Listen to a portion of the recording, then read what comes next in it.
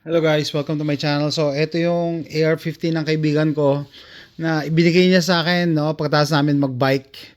Tapos habang naglalakad ako para ilagay ito sa sasakyan ko, may dumaan na pulis. Anyway, so ito yung problema niya, no. Yung pin niya sa trigger, by the way, na safety check yan, ha. Pumasok sa loob. Hindi ko alam paano nangyari to eh. Siguro ano no, kung nakalog, nalaglag niya. So, umusli sa kabila. Yan, nakausli siya dito sa trigger. Kaya tinanong ko siya, sabi ko, anong gusto mo? Ibalik ko lang sa dati o i-upgrade natin yung pin?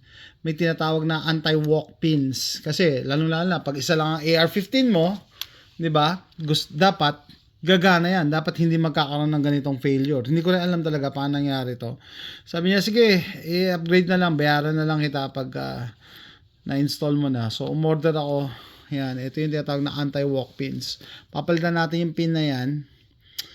Para hindi na maulit to. Okay? Sorry, hindi ko maipapakita paano gawin to kasi ayaw ni YouTube ng mga ganitong videos, no? Hopefully makalusot. Pero alam ko na isi-sensor i-demonetize ni YouTube to. So, papalitan lang natin. So, ito yung before. Pinakita ko lang yung before. Pumasok sa loob yung pin ng trigger. Okay, papalitan natin ito at saka itong pin na to. Okay. Yan. Magiging ganyan na yan. Para hopefully hindi na maulit. So, gagamitin ko na lang yung power of editing. Okay guys, ito na yung finished product. Anti-roll pins. So, hindi na dadaus-dus to. Ito yung mga regular pins. No? Pressure lang ang pumipigil dito. Yung spring lang. Anyway, yan nga siya. Left and right. Nahihigpitan yan. Pero, pwede pa rin itong baklasin kasi tornilyo lang naman yan. Pero nilagyan ko ng thread locker. So, yan. So, Adrian, kung napanood mo tong video na to, para tanggalin to, siguro initin mo lang ng konti ng lighter para mawala yung thread locker. Kasi otherwise, ayoko malaglag lang yung tornilyo tapos ayan, masisira, mabisibin babalik ulit sa dati. So ayan na, anti-roll pins. So para ma-testing natin, ayan, gumagana yung gumagana yung trigger. Left and right. So ito yung pinalitan yan. Naka-slide lang yan sa loob. Walang humahawak. So ngayon, naka-tornilyo na siya. Ayan, up and down. Both sides. So hopefully, hindi na siya magka-problema. Ayan, gumagana ang trigger. Simple lang naman yan eh. Yan po. Solve na yung problema niya. Hopefully, hindi na naman magka-problema to. Pangalawang problema niya na to dati yung safety.